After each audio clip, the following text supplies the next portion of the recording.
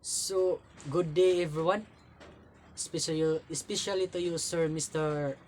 Anthony Gamali, sir. Uh, by the way, I am Brian B. Rezalo, BS Criminology second year student. So, my topic is all about Filipino influences, traits, and characteristics. So, so it is recognize and compare positive and negative Filipino traits, identity, and appreciate Filipino values and orientation. So, in the Philippines is a meeting point for cultures from all over Asia and the Pacific because it has been a crossroads between East and West. And the merging of cultures, the culture reflects the country's culture and its people. So it comes from various ethno-linguistic and its people and groups that are native to the island and migrants from various Asia Pacific regions.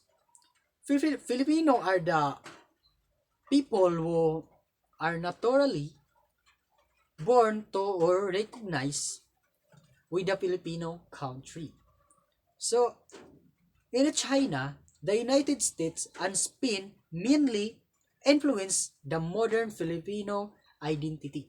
So, though it though Filipinos are racially similar to Malis, but in terms of culture, they are more like the Spaniards. Thus, it could be claimed that Filipinos are the most hot-blooded and brave citizens in tropical Asian cultures. Like other countries, the Philippines has its opposing values and labels. So it is believed that by the Filipinos that the country have the best values in the world. So though it has experienced colonization by several countries, but the core values it has gained from the Filipino ancestors remain intact and are still honored today, like bayanihan or spirit of kinship and camaraderie implanted by Malay ancestors and close family use inherited by the Chinese ascendants. So this is the most well-known traits and attitudes of the Filipino.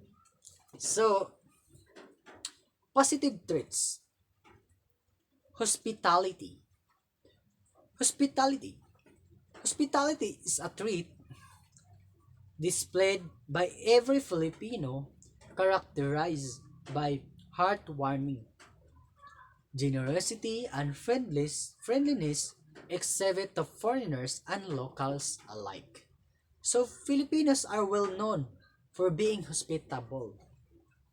This is one of the most popular qualities of Filipinos.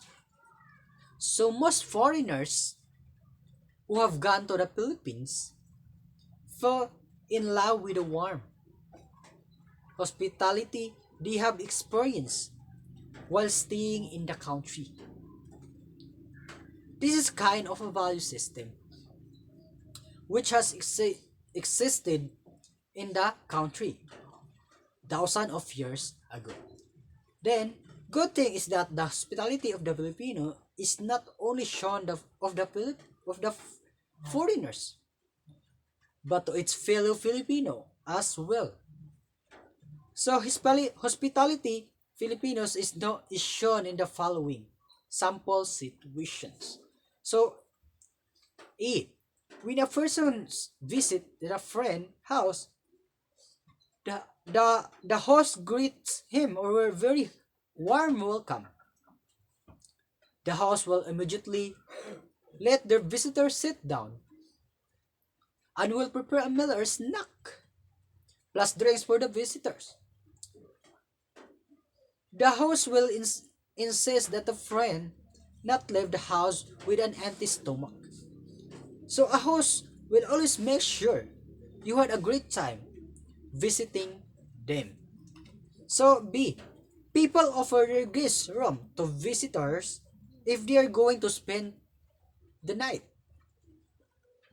C. Meals. Meals offered to guests are very special.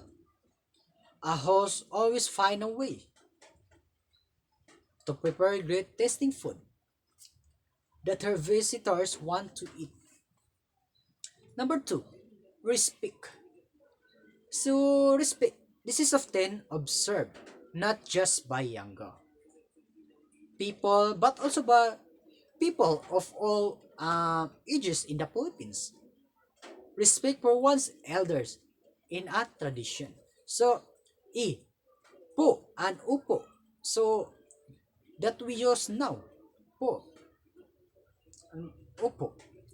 These words are spoken by the Filipinos when talking to elders, especially my lula. I always use po. Uh, or in order to show respect to a person in authority, like strangers, yeah, that you don't know him or her. So you need to use po or opo to make respect of them. So these Filipino words mean yes when answering or talking to the elders. So letter B, pagmamano. In Tagalog, mano po, pagmamano. Another way of showing respect to the elders when greeting them. This is done by putting their elders' hands on their foreheads. Like for example, this. That is a pagmamano. So see, Filipinos also show respect at work by making bow to their employers. So like for example, bow like that. Bow.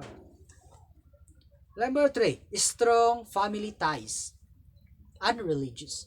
So Filipinos value their families so much that they tend to keep families intact through the generations. Families go to church and pray together because their religion is important and creates a strong bond, marking God as the center of their lives. Filipino believes in only one God, and majority of the population are Catholics. It is a value system of the Filipino to pray before eating. Before they eat, they always pray for giving thanks to the Lord for their blessings, for their eat, for their and then going to bed before the start of the meeting, conference of program, sample party. Before they eat, they always pray. So gathering or etc. On weekends, most Filipino families make sure to have quality time together by watching television or eating a family meal, watch movies, or going to beach resorts. Number 4, generosity and helpfulness. So aside from being hospitable, Filipinos are also well known for being generous or generosity. They share what they have to the people around around them, even when they only have little.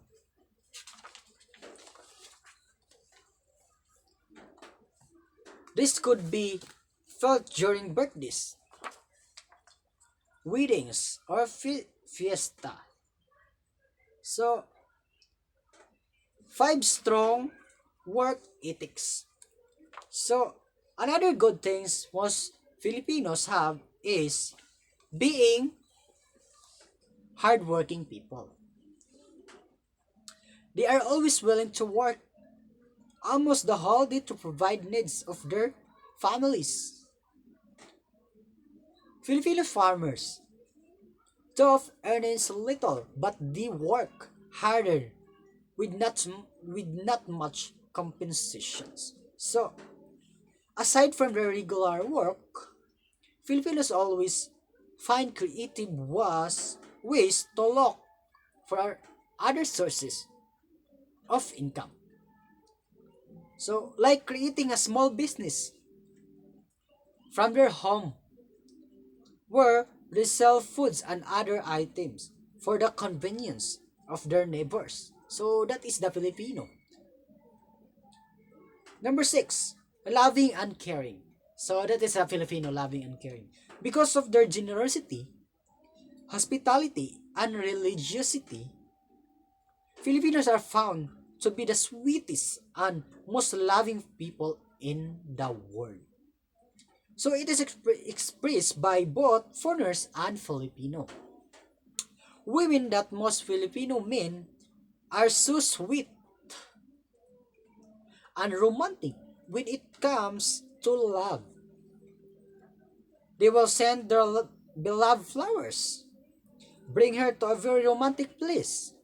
They are dating, takes her sweet quotes, and tell often how special she is to them.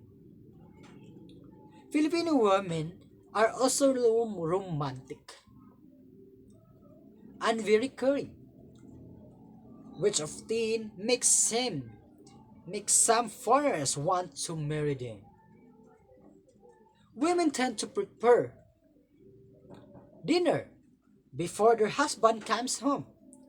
They love and value the relationship, always staying faithful to their husbands. So they love deeply and sincerity.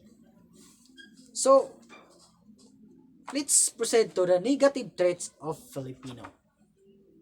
So number one, fatalism, bahala na, or come what may attitude.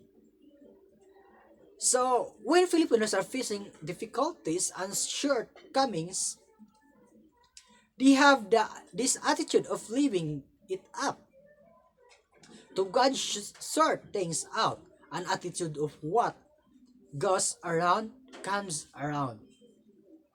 Filipinos have a tendency to surrender the future to luck. They have that strong confidence that everything will work out in his interest, news or circumstances, without trying to stop or change them. This can sometimes be helpful in adversity, but it can also keep us from whiz out of situation. So also constantly expecting the worst can get pretty depressing. So number two, mania habit or procrastination. True-blooded Filipino have the attitude of causing delays in accomplishing things or making transaction. When not interested or not in the mood, they wait for the result until tomorrow or the next day to finish what they are doing or meeting their transactions. However, there are some Filipinos nowadays who take their time in doing things of his making decision promptly. So there are some who are habitually late or not showing up at all. So there are few Filipinos who expected of them to arrive exactly on time, especially as a party. The bahala na attitude is the outcome of manyanya habit. So when the tasks are left undone, this is usually shown and expressed by people who do not care much of what lies ahead and just leave everything in fit. So, number three, crab mentality. So, crab mentality. This is an attitude of some Filipinos who tend to push each other down to clear the way for their